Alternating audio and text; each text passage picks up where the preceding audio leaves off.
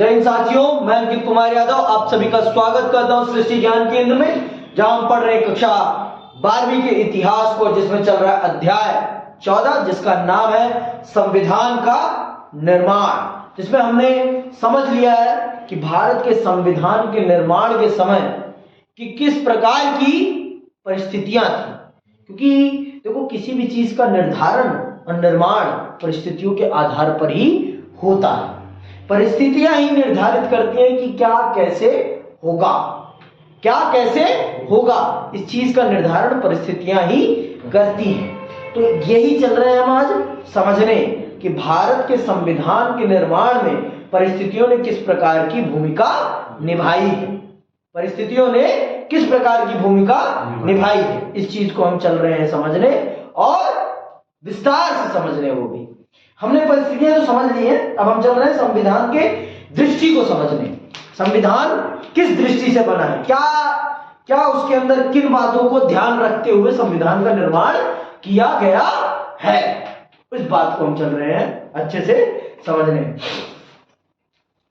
जवाहरलाल नेहरू ने 13 सितंबर 1946 ईस्वी को संविधान सभा के सामने एक ऐतिहासिक प्रस्ताव प्रस्तुत किया, जिसे उद्देश्य प्रस्ताव के नाम से जाना जाता है। इस प्रस्ताव में स्वतंत्र भारत के संविधान के मूल आदर्शों की रूपरेखा को प्रस्तुत किया गया था। ये याद रखना, उन्होंने उद्देश्य प्रस्ताव का प्रस्तुत किया था। इसे क्या कहा गया है? उद्देश्य प्रस्ताव। जिसमें और ये कब प्रस्तुत हुआ है? 13 दिसंबर 1946 को। स्वतंत्र भारत के संविधान के मूल आदर्शों की रूपरेखा को प्रस्तुत किया गया था, जिसमें उस फ्रेमवर्क को भी प्रस्तुत किया गया था जिसके अनुसार संविधान निर्माण के कार्य को आगे बढ़ाया जाना था। उद्देश्य प्रस्ताव में भारत को एक स्वतंत्र संप्रभु गणराज्य घोषित किया गया। नागरिकों को न्याय, समानता और स्वतंत्रता का आश्वासन दिया गया था। अल्पसंख्यकों, पिछड़े व जनजातीय क्षेत्रों और दलित एवं अन्य पिछड़े वर्गों के लिए पर्याप्त साक्षरतम प्रावधान किए जाने का वचन दिया गया था। जवाहरलाल नेहरू ने इन उद्देश्यों को रेखांकित करते हुए भारतीय प्रयोग को एक विस्तृत ऐतिहासिक संदर्भ में प्रस्तुत किया। नेहरू जी ने इस अवसर पर बोलते हुए स्वीकार किया कि उनकी दृष्टि बरबसी अतीत में हुए उन ऐतिहासिक प्रयोगों, जिनमें अधिकारों के ऐसे दस्तावेजों को तैयार किया गया था, की ओर आकर्षित हो रही थी। नेहरू जी ने अपने शब्दों में, मेरे जहन में बार बार वे सारी संविधान सभाएं आ रही हैं जो पहले यह काम कर चुकी हैं। मुझे उस महान अमेरिकी राष्ट्र के निर्माण की प्रक्रिया का ख्याल आ रहा है, जहां राष्ट्र निर्माताओं ने एक ऐसे संविधान की रचना की जो 1.5 शताब्दी से भी अधिक समय तक काल की कसौटी पर खरा उतरा है। उन्होंने एक महान राष्ट्र का निर्माण किया जो उसी संविधान पर आधारित है। इसके साथ ही मेरी दृष्टि उस महान क्रांति की ओर जाती है जो 150 वर्ष पहले एक अन्य स्थान पर हुई थी। मैं उस संविधान सभा के विषय में सोचता हूं जो स्वतंत्रता के लिए इतने सारे संघर्ष लड़ने वाले पेरिस के भव्य एवं सुंदर शहर में जुटी थी। सदन इस बात को याद रखेगा कि जब इस प्रकार की कठिनाइयां आई और जब उन संविधान सभाओं के लिए एक कमरा तक नहीं दिया जा रहा था, तो उसने टेनिस के खुले मैदान में सभा की ओर एक शपथ ली जो टेनिस कोर्ट की शपथ के नाम से प्रसिद्ध हुई।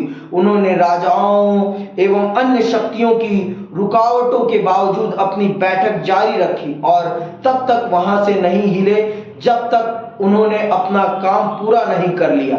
मुझे विश्वास है कि हम भी उसी शुद्ध भावना से यहाँ इकट्ठा हुए हैं और चाहे हमारी बैठक इस कक्ष में हो अथवा कहीं और, चाहे खेतों में हो अथवा बाजार में, हमारी बैठक तब तक जारी रहेगी जब तक हम अपना काम पूरा नहीं कर लेंगे। ये कौन कह रहा है? ये भारत के पहले प्रधानमंत्री पंडित जवाहरलाल नेहरू कह रहे हैं। किसके संबंध में? भारत के संविधान के निर्माण के संबंध में। वो कह रहे हैं कि जिस प्रकार से अमेरिका का संबंध बनाने में वहां के राष्ट्र निर्माताओं ने अपनी बहुत बड़ी भूमिका निभाई है, उसी प्रकार से हम भी करेंगे। जिस प्रकार से पेरिस अब फ्रांसीसी क्रांति के दौरान पेरिस में लोगों ने अपने लिए राजतंत्र के खिलाफ लोकतांत्रिक संविधान बनाया टेनिस कोर्ट में बैठकर, उसी प्रकार से हम भी करेंगे। लेकिन हम तब तक नहीं हटेंगे जब तक हम अपना संविधान बना नहीं लेते। तो आप ये जान लीजिए कि भारत एक संप्रभु राष्ट्र है, मतलब भारत अपने अनुसार अपने देश को चलाता है, भारत पर किसी और का कोई अधिकार नहीं। समझ में आई बात? भारत की नीतियां भारत निर्धारित करता है, पाकिस्तान की तरह नहीं कि पाकिस्तान की नीतियां अमेरिका निर्धारित करे। समझ में आई बात?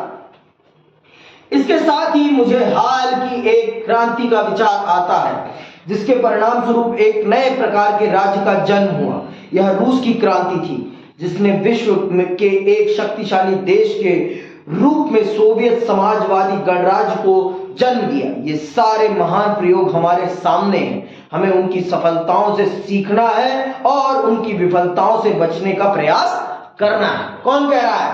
पंडित नेहरू कह रहे हैं। किससे कह रहे हैं? संविधान सभा के सदस्यों को, कि हमें दुनिया में जितने भी संविधान बने हैं उन सब की सकारात्मक बातों से सीखना है और उनकी नकारात्मक बातों से बचते हुए अपने संविधान का निर्माण करना है। कौन कह रहा है? पंडित नेहरू कह रहे हैं। किससे कह रहे हैं? संविधान सभा से कह रहे हैं। कब कह रहे हैं? 13 दिसंबर 1946 को। समझ में आई बात? 13 दिसंबर 1946 को, देश के आजाद होने से पहले। कितने महीने पहले? 9 महीने पहले। अगस्त 8वां महीना है ना, तो 9 महीने पहले वो संविधान सभा को संबोधित कर रहे हैं। समझ में आई बात? हमने एक स्वतंत्र संप्रभु गणराज्य की स्थापना का दृढ़ और पवित्र संकल्प लिया है। कुछ मित्रों ने सवाल उठाया है, आपने यहां लोकतांत्रिक शब्द क्यों नहीं रखा?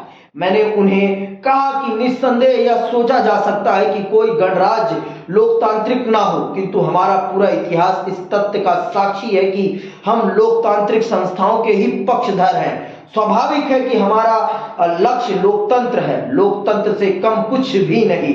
यह लोकतंत्र कैसा होगा, उसका स्वरूप कैसा होगा, यह एक पृथक विषय है।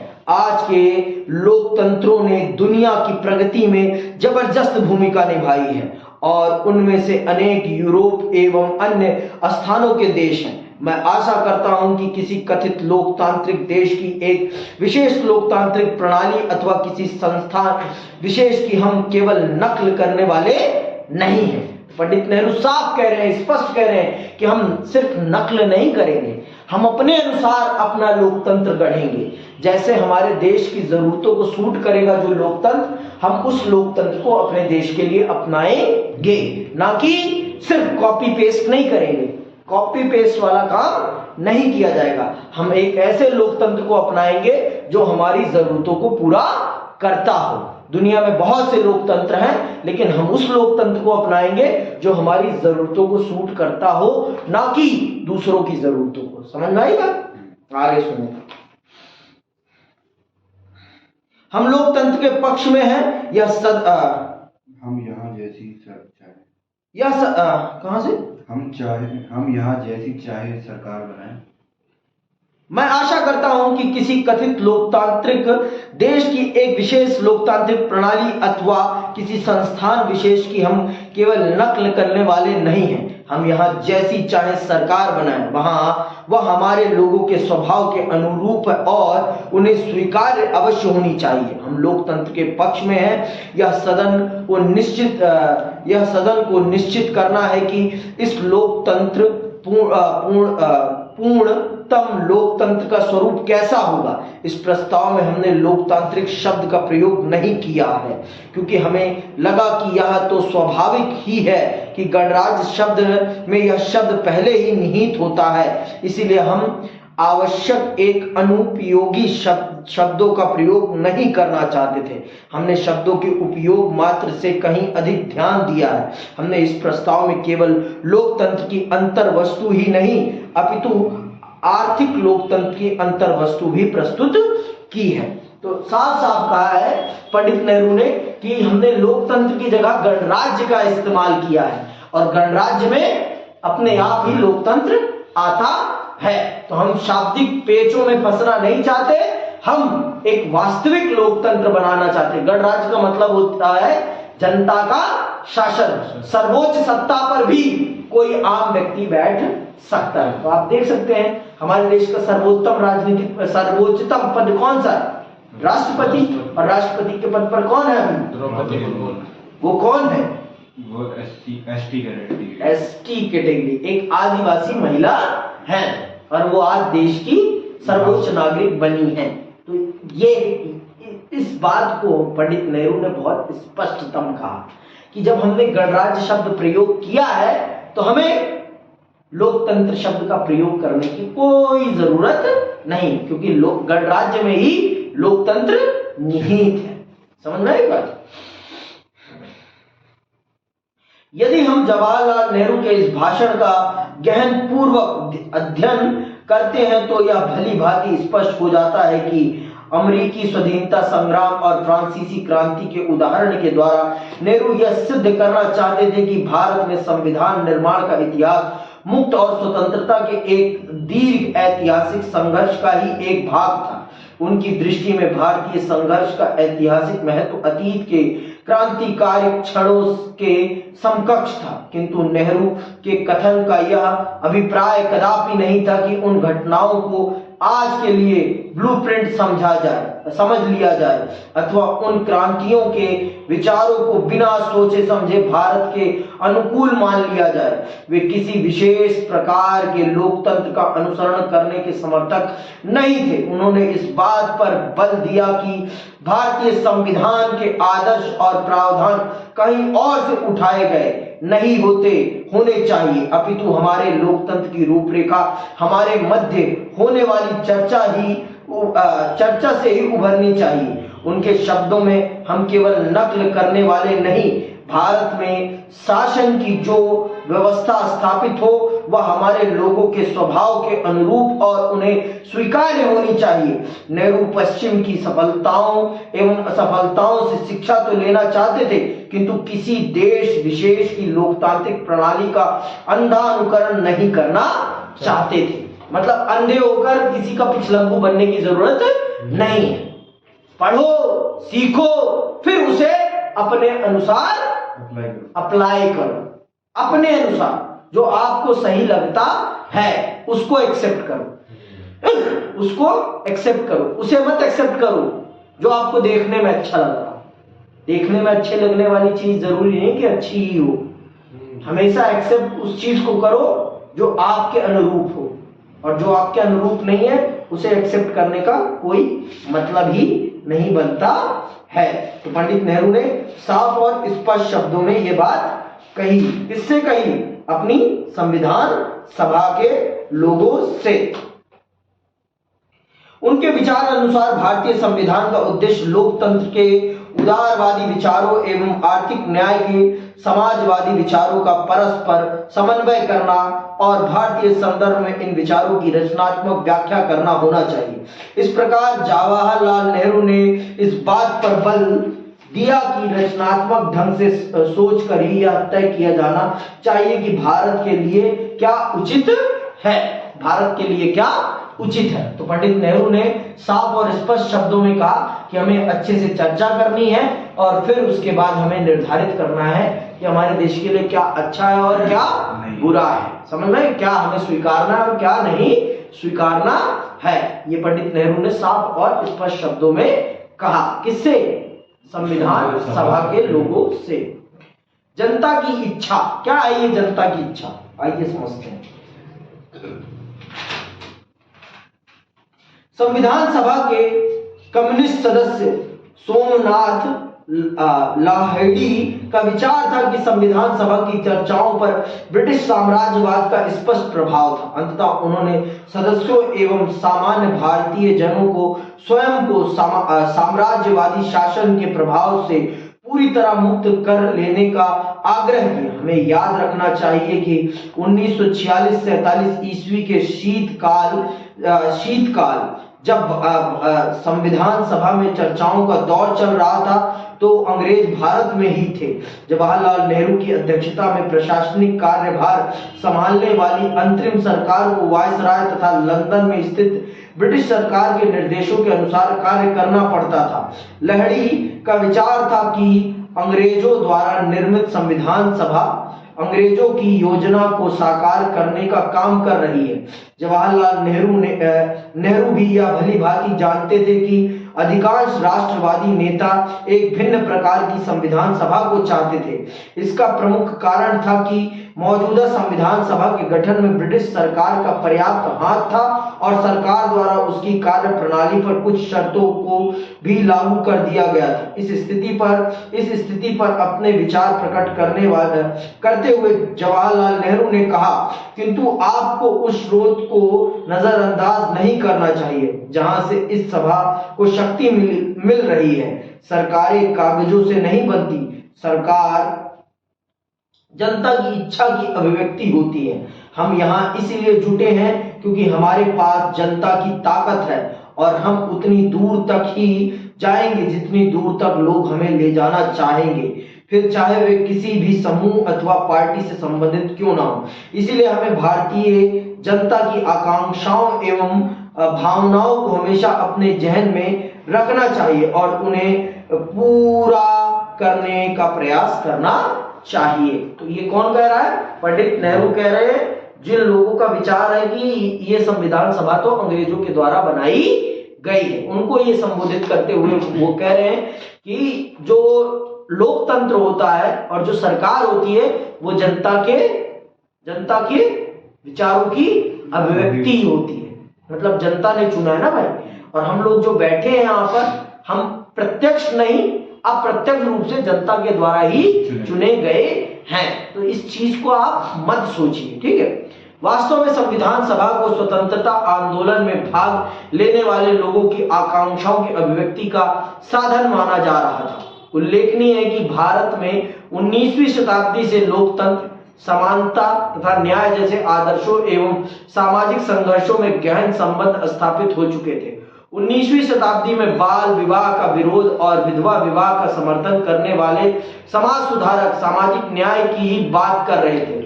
हिंदू धर्म के स्वरूप को परिष्कृत करने के लिए स्वामी विवेकानंद द्वारा प्रारंभ किया गया अभियान धर्मों को और अधिक न्याय संगत बनाने का ही प्रयास था। निसंदेह महाराष्ट्र में ज्योतिबा फुले के दलित जातियों की स्थिति को उन्नत करने के प्रयास और कम्युनिस्टों एवं सोशलिस्टों के मजदूरों और किसानों को एकजुट करने के प्रयास एक प्रकार से सामाजिक एवं आर्थिक न्याय को प्राप्त करने के ही प्रयास थे।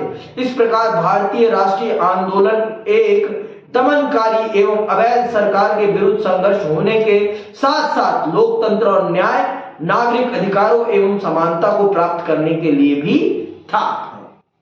भारत का ये जो अभियान था ये सिर्फ अंग्रेजों को भगाने मात्र का अभियान नहीं था, ये भारत को उस काले गर्द से बाहर निकालने का अभियान था जिस काले गर्द में भारत एक लंबे समय से जकड़ा हुआ था या कहिए डूबा हुआ था। चाहे वो आर्थिक असमानता हो, चाहे वो सामाजिक असमानता हो, दोनों प्रकार की असमानता। आर्थिक असमानता मतलब कमाई की असमानता और सामाजिक असमानता का मतलब जातिवादी असमानता।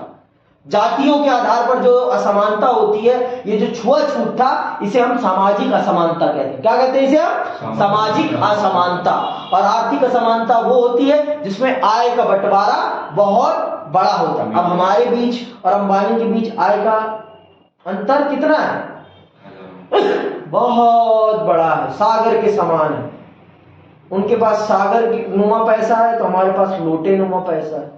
हमारे पास लोटे में जितना पानी आता है उतना हमारे पास पैसा है, और उनके पास सागर में जितना पैसा आता है उतना उनके पास पैसा है।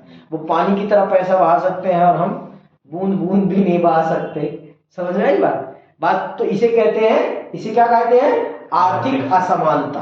तो हमारे देश में इन सभी प्रकार की समस्याओं को निपटाना था हमारे राष्ट्र निर्माताओं को, और आज फिर हमारे देश में आर्थिक असमानता लोटे और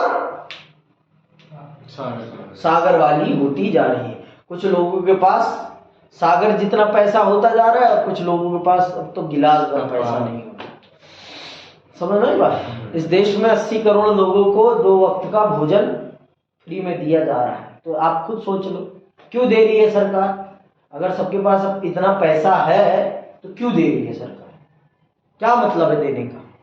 समझ नहीं बात? ये बात सोचो आप खुद। हमें यह याद रखना चाहिए कि प्रतिनिधित्व की मांग बढ़ाने के साथ साथ ब्रिटिश प्रशासकों को इच्छा अथवा अनिच्छा पूर्वक अनेक संवैधानिक सुधारों को लागू करना पड़ा था। उदाहरण के लिए प्रांतीय सरकारों में भारतीयों की भागीदारी बढ़ाने के उद्देश्य से 1909, 1919 और 1935 ईस्वी में अधिनियम पारित किए गए थे। 1919 ईस्वी के भारत सरकार अधिनियम, जो मेंटो चेम्सफोर्ड सुधार के नाम से प्रसिद्ध हुआ, के द्वारा कार्यपालिका को आंशिक रूप से प्रांतीय विधायिका के प्रति उत्तरदायी बना दिया गया था, और 1935 ईस्वी के अधिनियम द्वारा प्रांतीय स्वायत्तता की स्थापना कर दी गई थी। कार्यपालिका को लगभग पूर्णतः विधायिका के प्रति उत्तरदायी बना दिया गया था। किंतु हमें यह नहीं भूलना चाहिए कि 1919, 1919 और 1935 ईस्वी के अधिनियमों को अनौपनिवेशिक सरकार ने ही लागू किया था। उन्हें पारित किए जाने की प्रक्रिया में भारतीयों की कोई प्रत्यक्ष भागीदारी नहीं थी। हमें यह भी याद रखना चाहिए कि 1935 के अधिनियम के अनुसार निर्वाचित विधायिकाएं अंग्रेजों द्वारा नियुक्त गवर्नर के प्रति उत्तरदायी थी। 1935 ईस्वी तक सार्वभौमिक वयस्क मताधिकार की व्यवस्था नहीं थी। वयस्क आबादी के केवल 10-15% को ही मताधिकार प्राप्त था। किंतु 15 दिसंबर 1946 ईस्वी को जवाहरलाल नेहरू एक स्वतंत्र संप्रभु भारतीय गणराज्य के संविधान की कल्पना की बात कर रहे थे, जिससे स्पष्ट हो जाता है कि पहले के संवैधानिक परिवर्तन एवं 1946 ईस्वी से आगामी 3 वर्षों में घटित होने वाली घटनाएं स्वाभाविक रूप से एक ही प्रकार का भाग नहीं थी। जो पहले हुआ है वो आज के भारत से कोई संबंध नहीं रखेगा। ये पंडित जवाहरलाल नेहरू ने स्पष्ट कर दिया था। 1946 से पहले जो घटा है उसका आने वाले भारत से कोई संबंध नहीं होगा। ये पंडित नेहरू ने बहुत स्पष्ट कह दिया था इस संविधान सभा में। इस संविधान सभा में बहुत ही जोरदार तरीके से पंडित नेहरू ने कह दिया था कि 1946 से पहले जो भारत में हुआ है उसका आने वाले भारत से कोई संबंध नहीं होगा। उन्हीं चीजों को सम्मिलित किया जाएगा भारत के संविधान में जिनका भारत के लोगों को स्वीकार्य होगा। और अगर भारत की जनता उन चीजों को स्वीकार्य नहीं करेगी तो हम उनको कभी भी एक्सेप्ट नहीं करेंगे भारत के संविधान के लिए। ये किसने कहा? ये कहा पंडित जवाहरलाल नेहरू ने। किससे कहा? भारत की संविधान सभा से। ठीक है। अब आते हैं नागरिकों के अधिकारों का निर्धारण। नागरिकों के अधिकारों का निर्धारण कैसे किया गया? क्या क्या अधिकार दिए जाएंगे भारत के नागरिकों को? इस चीज का निर्धारण किस प्रकार से हुआ है, जरा इस चीज को भी समझ लेते हैं। इस चीज को भी समझ लेते हैं कि कैसे किया गया भारत के लोगों के अधिकारों का निर्धारण, कि भारत के लोगों को कौन कौन से अधिकार दिए जाने चाहिए। सुनिएगा। नागरिकों के अधिकारों के निर्धारण के विषय पर पर्याप्त वैचारिक भिन्नता विद्यमान थी। नागरिकों के अधिकारों का निर्धारण किस प्रकार किया जाए, वास्तव में अल्पसंख्यक किसे कहा जाए और अल्पसंख्यकों को क्या अधिकार दिए जाएं, उत्पीड़ित समूह को कुछ विशेषाधिकार दिए जाएं अथवा नहीं, जैसे प्रश्नों पर संविधान सभा के सदस्यों में मैत्कीय नहीं था। जवाहरलाल नेहरू ने अपने उद्घाटन भाषण में जनता की इच्छा पर बल देते हुए जनता के दिलों में समाई आकांक्षाओं और भावनाओं को पूरा करना संविधान निर्माताओं का कर्तव्य बताया था, किंतु परस्पर विरोधी विचारों के मध्य किसी समाधान पर पहुंचना अथवा किसी विषय पर सामान्य सहमति बनाना कोई सरल कार्य नहीं था। अल्पसंख्यकों के लिए पृथक निर्वाचन की मांग। आपको पता है ना पृथक निर्वाचन क्या होता है? पृथक निर्वाचन मंडल क्या होता है? बताया है मैंने, एक बार नहीं 10 बार बता चुका हूं। उसको कहा देख रहे हो, खुद बताओ, तुम सोचो क्या बताया था मैंने। क्या है पृथक निर्वाचन मंडल? जो बटने वाला, जो बटते पृथक का मतलब क्या होता है? हाँ, पृथक करना। पृथक कर दिया मैंने तुम्हें, पृथक, चल हट, पृथक का मतलब क्या है? पृथक। तो बताओ भाई, पृथक निर्वाचन मंडल क्या है? जिसमें एक ही लोगों को वोट देने का अधिकार हो। जिनके लिए सीट आरक्षित होगी सिर्फ उन्हें ही वोट डालने का अधिकार होगा और किसी को वोट डालने का अधिकार नहीं होगा। मान लीजिए कि अगर मुसलमानों के लिए सीट आरक्षित कर दी गई तो सिर्फ मुसलमान ही वहां पर वोट डाल सकते हैं। उसके अलावा वहां रहने वाली हिंदू धर्म के लोगों को, सिख धर्म के लोगों को, ईसाई धर्म के लोगों को वोट डालने का अधिकार नहीं होगा। इसे कहते हैं पृथक निर्वाचन मंडल। तो हमारे देश के राष्ट्र निर्माताओं ने इस पर क्या विचार प्रकट किया, जरा सुनते। अल्पसंख्यक शब्द की व्याख्या। मद्रास के बी पोकर बहादुर अल्पसंख्यकों के लिए पृथक निर्वाचिका बनाए रखना चाहते थे। 27 अगस्त 1947 ईस्वी को इस विषय पर एक प्रभावशाली भाषण देते हुए बहादुर ने कहा था, अल्पसंख्यक सब जगह होते हैं, उन्हें हम चाह कर भी नहीं हटा सकते। हमें आवश्यकता एक ऐसे राजनीतिक ढांचे की है जिसके भीतर अल्पसंख्यक भी औरों के साथ सद्भाव के साथ जी सके और समुदायों के बीच मतभेद कम से कम हो। बहादुर के विचारानुसार इस उद्देश्य की पूर्ति के लिए आवश्यक था कि राजनीतिक व्यवस्था में अल्पसंख्यकों को पूर्ण प्रतिनिधित्व दिया जाए, उनकी आवाज को सुना जाए तथा उनके विचारों पर ध्यान दिया जाए। बी पोकर बहादुर का विश्वास था कि मुसलमानों की समस्या एवं आवश्यकताओं को केवल मुसलमान ही भली भांति समझ सकते थे। अंततः देश के शासन में मुसलमानों की सार्थक भागीदारी निहित आवश्यक थी, जिसे केवल पृथक निर्वाचन के द्वारा ही प्राप्त किया जा सकता था। ये कौन कह रहा है? ये कह रहे हैं, कौन कह रहा है? बी पोकर बहादुर। कहां के हैं ये? मद्रास के। इनका मानना था कि मुसलमानों की समस्या को मुसलमान ही सिर्फ सही ढंग से समझ सकता है और उसको हैंडल कर सकता है। तो इसीलिए इनको राजनीतिक प्रतिनिधित्व दिया जाना चाहिए और ये राजनीतिक प्रतिनिधित्व तभी सुनिश्चित हो सकता है जब इनको पृथक निर्वाचन मंडल दिया जाएगा। लेकिन ऐसा होता नहीं है क्योंकि इससे देश में सद्भावना बिगड़ती और देश धर्म के नाम पर बढ़ चुका था। इसलिए देश में धार्मिक तौर पर यह किया जाना कदापि स्वीकार नहीं था। आगे सुनो क्या कहा। किंतु संविधान सभा के अधिकांश सदस्य पृथक निर्वाचन को बनाए रखने के पक्ष में नहीं थे। अधिकांश राष्ट्रवादियों का विचार था कि पृथक निर्वाचन की व्यवस्था ब्रिटिश प्रशासकों की एक चाल थी, जिसके द्वारा वे भारतीय जनों को विभक्त करना चाहते थे। सच में ये चाल ही थी। आर.बी. धुलेकर ने इसका कड़ा विरोध किया। बी पोकर बहादुर को संबोधित करते हुए उन्होंने कहा, अंग्रेजों ने संरक्षण के नाम पर अपना खेल खेला, इसकी आड़ में उन्होंने तुम्हें फुसला लिया है। अब इस आदत को छोड़ दो। अब कोई तुम्हें बहकाने वाला नहीं है। वास्तव में विभाजन के कारण राष्ट्रवादी नेता पृथक निर्वाचिका के प्रस्ताव के कट्टर विरोधी बन गए थे।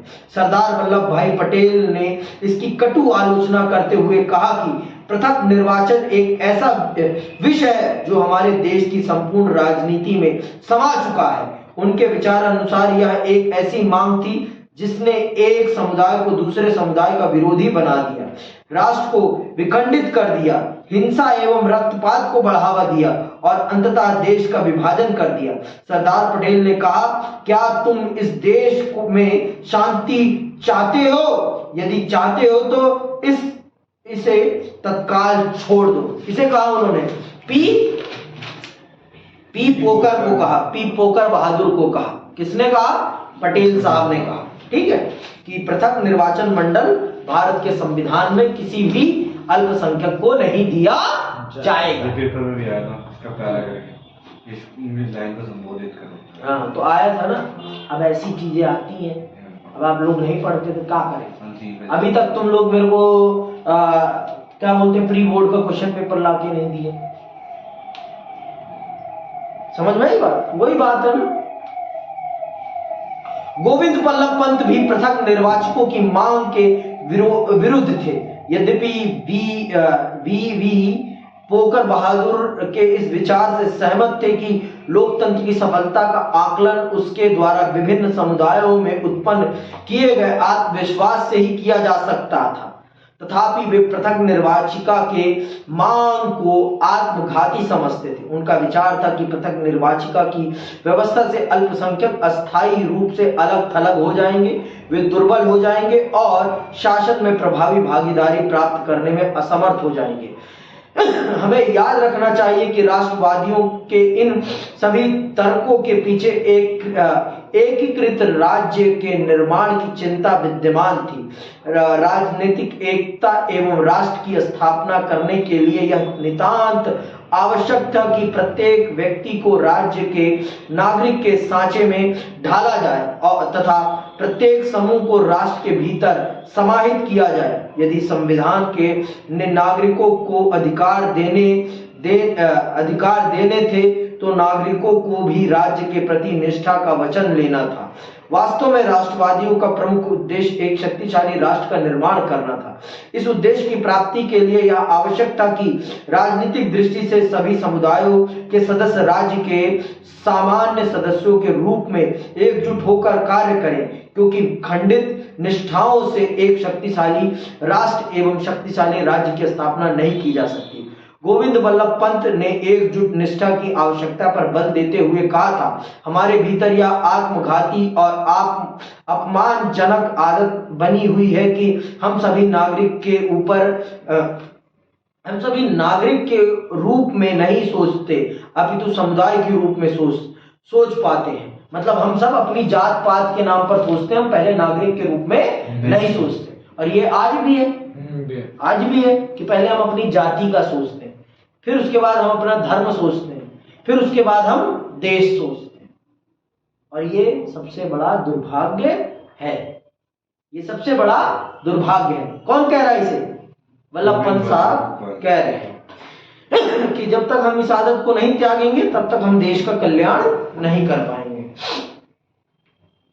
हमें याद रखना चाहिए कि महत्व तो केवल नागरिक का होता है। सामाजिक पिरामिड का आधार भी और उसकी चोटी भी नागरिक ही होता है। आधार भी नागरिक है और चोटी भी नागरिक है।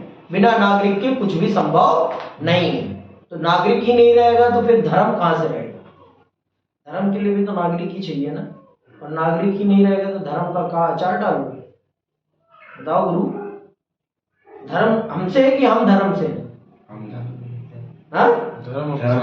धर्म हमसे है ना। हम नहीं रहेंगे तो धर्म को कौन मानेगा? बताओ। धर्म तो खत्म हो जाएगा। भगत के वश में है भगवान। समझ में आई बात? लाइन सुनी है? क्या कहता है उस भजन में? कहता क्या है? मैंने सुना। तुमने तो कुछ नहीं सुना। सुना है? सुनाओ मेरे। भगत के वश में है भगवान, भगत के भगत के। तो कहता है, यहां लेखक कह रहा है कि भगवान भगत के बस में है। अरे जब हम ही नहीं मानेंगे कि वो भगवान है तो कहां से भगवान हो जाएंगे? हम मान रहे हैं तभी तो वो भगवान है ना। हम पत्थर में भगवान की रूप देख रहे हैं तभी तो वो पत्थर भगवान है ना। नहीं, पत्थर तो पत्थर है, पत्थर तो पत्थर है। हम माने तो वो भगवान, हम ना माने तो वो पत्थर। समझ आई बात? आगे सुनो। उल्लेखनीय है कि सभी मुसलमान पृथक निर्वाचिका की मांग के समर्थक नहीं थे। उदाहरण के लिए बेगम एजाज रसूल की मांग को इस मांग को आत्मघाती समझती थी। उनका विचार था कि यह अल्पसंख्यकों को बहुसंख्यकों से पृथक कर देगी। 1949 ईस्वी तक संविधान सभा के अधिकांश मुस्लिम सदस्य यह स्वीकार करने लगे थे कि पृथक निर्वाचन का प्रस्ताव अल्पसंख्यकों के हितों के विरुद्ध था। उन्होंने इस बात पर बल दिया कि मुसलमानों को पृथक निर्वाचिका की मांग की अपेक्षा लोकतांत्रिक प्रक्रिया में सक्रिय रूप से योगदान देना चाहिए। प्रभावी कार्य करने की आवश्यकता।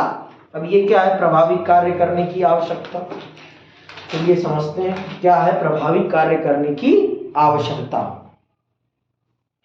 समाजवादी विचारों के समर्थक एवं किसान आंदोलन के नेता एनजी रंगा का विचार था कि वास्तविक अल्पसंख्यक गरीब और दबे कुचले लोग थे। अंततः अल्पसंख्यक शब्द की व्याख्या संख्या के आधार पर नहीं अपितु आर्थिक स्तर के आधार पर की जानी चाहिए। कौन कह रहा है ये?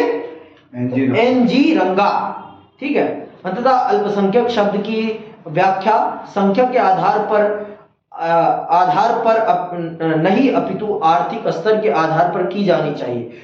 उद्देश्य प्रस्ताव का स्वागत करते हुए रंगा ने संविधान सभा में प्रत्येक व्यक्ति को कानूनी अधिकार प्रदान किए जाने पर प्रसन्नता व्यक्त की, किंतु इसके साथ ही साथ उन्होंने इसकी सीमाओं की ओर भी संकेत किया। रंगा का विचार था कि संविधान समस्त अधिकारों को लागू करने के प्रभावी इंतजाम के बिना ये अधिकार निरर्थक थे। उन्होंने ऐसी स्थिति के निर्माण की आवश्यकता पर बल दिया जिनके अंतर्गत जनता संविधान द्वारा दिए गए अधिकारों का प्रयोग प्रभावशाली ढंग से कर सके। अपनी बात को स्पष्ट करते हुए रंगा ने कहा, उन्हें सहारों की आवश्यकता है, उन्हें एक सीढ़ी चाहिए। उन्हें सहारों की आवश्यकता है और उन्हें एक सीढ़ी चाहिए। देखो भाई, राजनीतिक अधिकार देने भर से समाज में समानता नहीं आती, ये बात जान लो। जब तक आर्थिक समानता नहीं आएगी ना तब तक समाज में कभी समानता नहीं आ सकती। समाज में समानता का आधार ही है आर्थिक समानता। जब तक मेरे पास पैसा नहीं होगा तब तक मैं समान जीवन नहीं भोग सकता, चाहे मैं कितनी भी उच्च जाति में पैदा हुआ हूं, चाहे मैं कितनी भी निम्न जाति में पैदा हुआ। पैसा बेसिक है। तो इसीलिए वो कह रहे हैं, बीएन रंगा बाबू कह रहे हैं कि आर्थिक असमानता सबसे बड़ी असमानता, और जब तक समाज में आर्थिक असमानता को दूर नहीं किया जाएगा तब तक समाज इस गरीबी की गर्द से बाहर नहीं निकल पाएगा। और अगर समाज को गरीबी की गर्द से निकालना है तो हमें क्या आर्थिक असमानता को समाप्त करना पड़ेगा, और तभी जाकर हम इस चीज को कर पाएंगे। समझ में आई बात बबुआ कि नहीं आई? अभी भी आ गई? पक्का? जय हिंद। चलो चले फिर आगे सुनो। एनजी रंगा ने जन सामान्य और संविधान सभा में उनके प्रतिनिधित्व का दावा करने वालों के लिए के मध्य विद्यमान चौड़ी खाई की ओर ध्यान आकर्षित करते हुए कहा, हम किसका प्रतिनिधित्व कर रहे हैं? अपने देश की आम जनता का, और इसके बावजूद हम में से अधिकांश लोग इस जनता का भाग नहीं हैं। हम उनके हैं, उनके लिए काम करना चाहते हैं, किंतु जनता स्वयं संविधान सभा तक नहीं पहुंच पा रही। इसमें कुछ समय लग सकता है। तब तक हम यहाँ उनके ट्रस्टी हैं, उनके हिमायती हैं और उनके पक्ष में आवाज उठाने का भरसक प्रयास कर रहे हैं। देख लो भाई, सच बात है कि जनता थोड़ी ना अपने लिए संविधान बना रही थी। वो तो अमीर लोग बना रहे थे, जो लोग पढ़े लिखे थे और जो लोग अवेयर थे, है ना। आप पूरे संविधान सभा में देखेंगे तो गरीब लोग नहीं हैं, गरीब लोगों का प्रतिनिधित्व करने वाले लोग हैं। उस समय भारत में सिर्फ 13% लोग शिक्षित थे, 13% लोग। समझ में आई बात? तो आप ये जानो कि भारत का संविधान जो लोग बना रहे थे वो स्पष्ट कह रहा है वो व्यक्ति, हम लोग प्रतिनिधि हैं, हम गरीब नहीं है वास्तविक रूप, हम सिर्फ ट्रस्टी हैं। जब तक वो उस स्थिति में नहीं आ पाते तब तक हम सिर्फ उनका प्रतिनिधित्व कर रहे हैं। हम ये कदापि नहीं कह सकते कि हम उनमें से हैं, हम ये कदापि नहीं कह सकते कि हम उनमें से हैं, हम उनमें से नहीं हैं। ये तो हम सबको मानना ही पड़ेगा। कौन कह रहा है? एनजी रंगा। समझ में आई बात? आगे सुनो।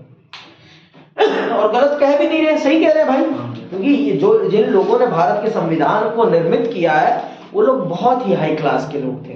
बाबा साहब अम्बेडकर को छोड़ के, कुछ और लोगों को छोड़ के, बाबा साहब भी आर्थिक रूप से बहुत संपन्न हो चुके थे, मतलब पैसे आ गए थे उनके पास, स्थिति उनकी सुधर चुकी थी आर्थिक तौर पर। एनजी रंगा के अनुसार आदिवासी भी ऐसे ही समूहों के अंतर्गत आते थे। आदिवासी समूह के एक प्रतिनिधि जयपाल सिंह एक कुशल एवं प्रभावशाली वक्ता थे। उन्होंने उद्देश्य प्रस्ताव का स्वागत करते हुए अपने विचार को इस प्रकार व्यक्त किया। एक आदिवासी होने के नाते मुझसे यह आशा नहीं की जाती कि मैं इस प्रस्ताव की पेचीदगियों को समझता होऊंगा, किंतु मेरा सहज विवेक कहता है कि हम में से प्रत्येक व्यक्ति को मुक्ति के उस मार्ग पर चलना चाहिए और मिलकर संघर्ष करना चाहिए। महोदय, यदि भारतीय जनता में ऐसा कोई समूह है जिसके साथ उचित बर्ताव नहीं किया गया है तो वह मेरा समूह है। उन्हें पिछले 6000 वर्षों से अपमानित किया जा रहा है, आपेक्षित किया जा रहा है। मेरे समाज का संपूर्ण इतिहास भारत के गैर मूल निवासियों के हाथों लगातार शोषण और छीना झपटी का इतिहास रहा है। इसमें जब जब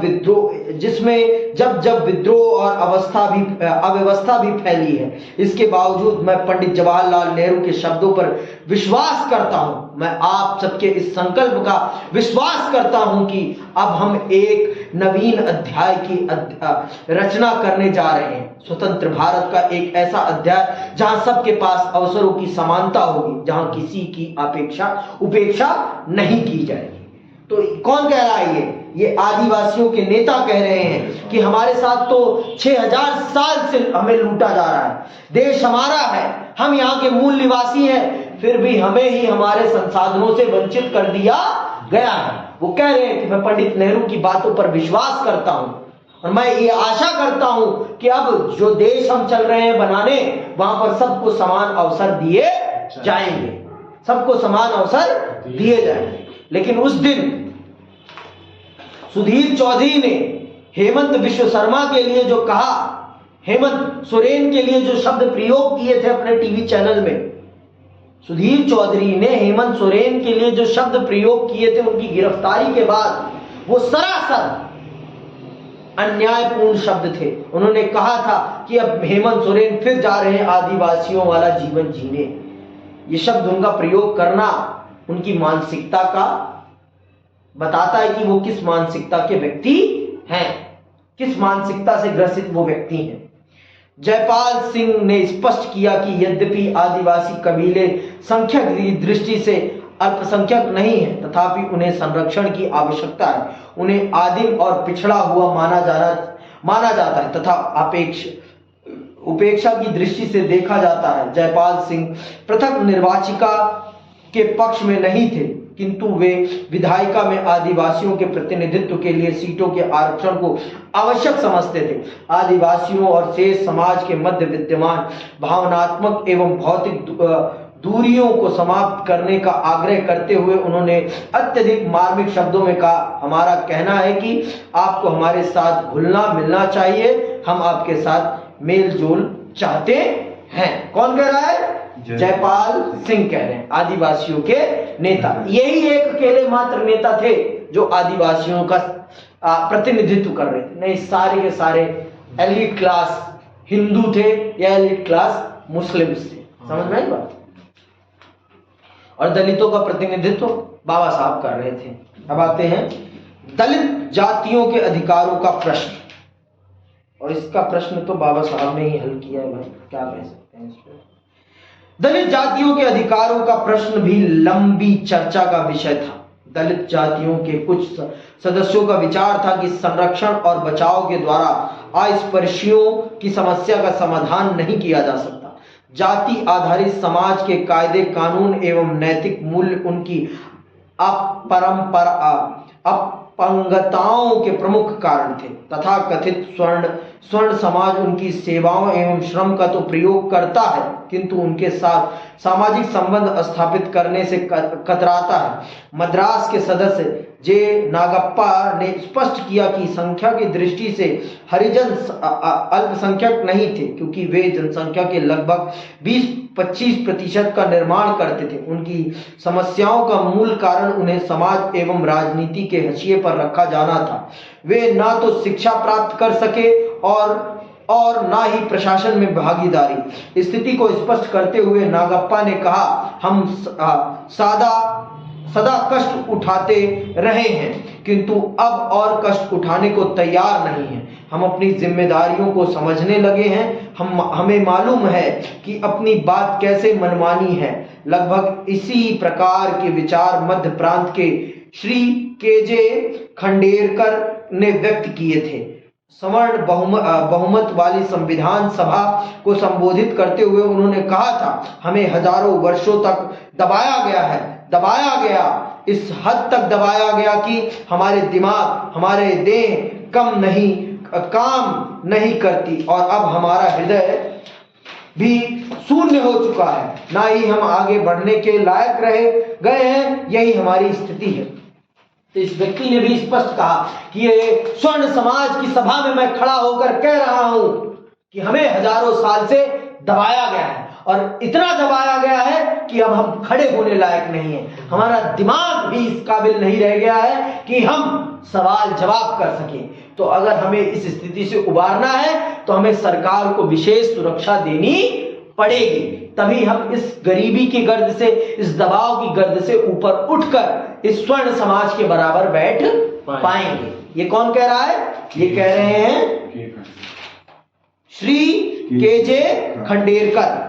ठीक है, हमें याद रखना चाहिए कि राष्ट्रीय आंदोलन के काल में B.R. अम्बेडकर ने दलित जातियों के लिए पृथक निर्वाचिकाओं की मांग की थी, किंतु गांधी जी ने इसका विरोध किया था, क्योंकि उन्हें लगता था कि ऐसा करने से यह समुदाय सदा के लिए शेष समाज से पृथक हो जाएगा।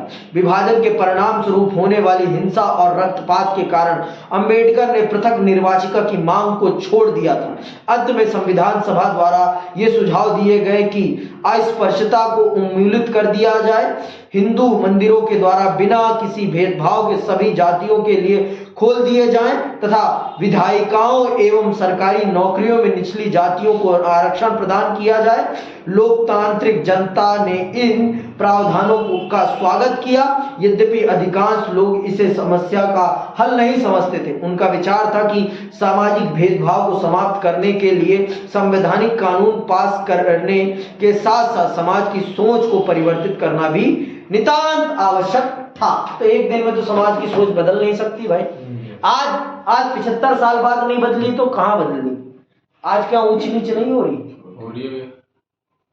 तो जब आज नहीं बदली, 75 साल बाद नहीं बदली, तो कैसे उम्मीद कर सकता है एक साल में? एक दिन में हो जाएगी संविधान? तो संविधान में इस बातों का प्रावधान करना बहुत जरूरी था, इस देश की जनता की मानसिकता को बदलने के लिए। इस देश की जनता की मानसिकता को बदलने के लिए इन प्रावधानों का करना बहुत जरूरी था। अगर ये प्रावधान नहीं किए जाते तो भारत की जनता आज भी अपने ही धर्म के लोगों के साथ भेदभावपूर्ण व्यवहार कर रही होती। तो भारत की जनता ने तो, भारत के हिंदुओं ने तो हिंदुओं को ही मारा है, तो वो बाहर मारने क्यों जाते हैं? समझ में आई बात? जो लोग कहते हैं कि हिंदू हैं इसीलिए यहां पर मुसलमान रह गए, वो सोचे ना, उन्होंने तो अपनी ही जाति के लोगों के साथ भेदभाव किया है। उन्होंने तो अपनी जाति के ही लोगों के साथ भेदभाव किया है। और मैं क्या कहूं इससे ज्यादा? आज के लिए बस इतना, इसी के साथ मैं विदा लेता हूं। जय हिंद, जय भारत।